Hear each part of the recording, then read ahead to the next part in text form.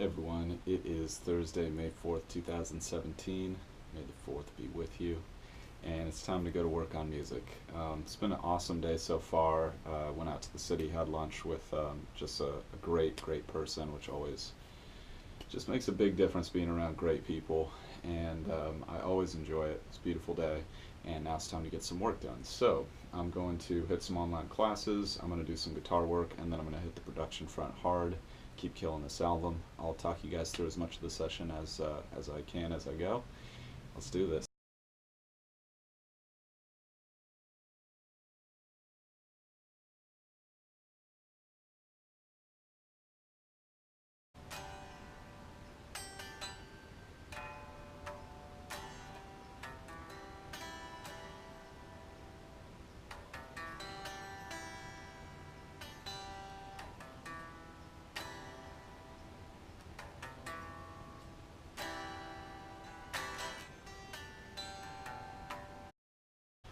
Okay, really good session. Just learning a little bit more about the Python programming language and the EarSketch API that uses Python to make music, which is really interesting.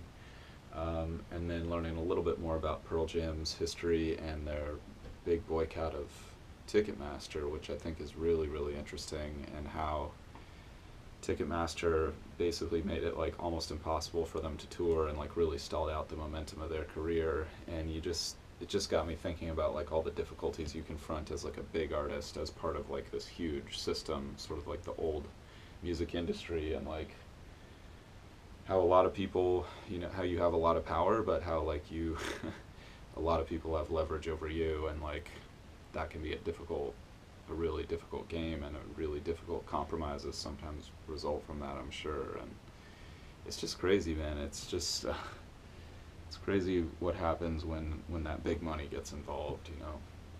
So that was really fascinating. And then I got deeper into the some of the YouTube material that's like sample material from the online course, which is called Songwriting Harmony, I think, with Jimmy Katulis as the instructor. And I'm just working through the book from the class before I take the class, because I figure, why not? And if I really love the book and I still want to do the class, then I can. Or if I feel like I got the tools I need from the book, then it's all good. But it is, really different learning from a person, especially someone who's a really good teacher, than it is just reading out of a book and learning that way. It's really different. So anyway, just chipping away on that front, and I was learning about rhythmic variation with chord progressions, and they just get all the great details and all the nitty-gritty tools laid out so well for you with that material. And you start to realize like just these simple concepts can take you so far in terms of adding variety and interest to your songs and your songwriting and your compositional language, and just your options, basically just opening up options all over the place, which is just a beautiful thing. So I'm excited to continue with that. I think I'm going to sort of get out of the super mental headspace and do some guitar work, and then maybe I'll dive back in a little bit later.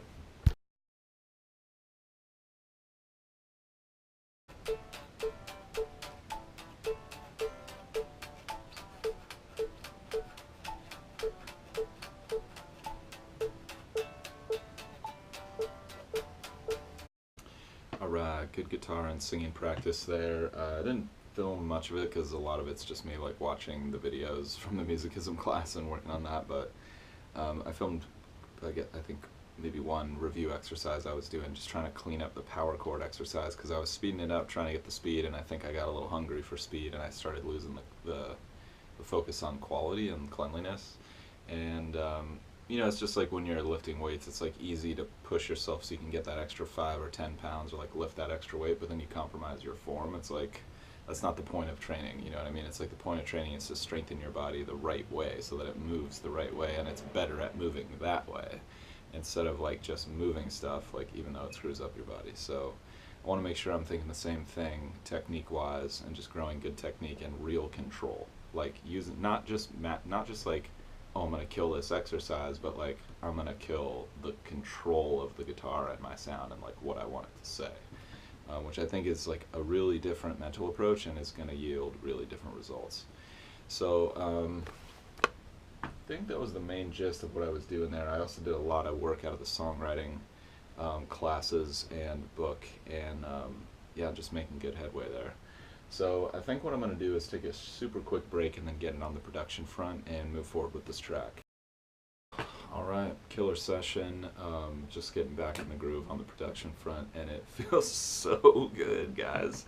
Every single time I get in there and just move forward with the track, it's just like this burst of creative energy, and all these beautiful ideas come flowing out. And if you haven't read a book by Stephen Pressfield called The War of Art, I really recommend that book, because the main gist of the book is just show up to work and do work.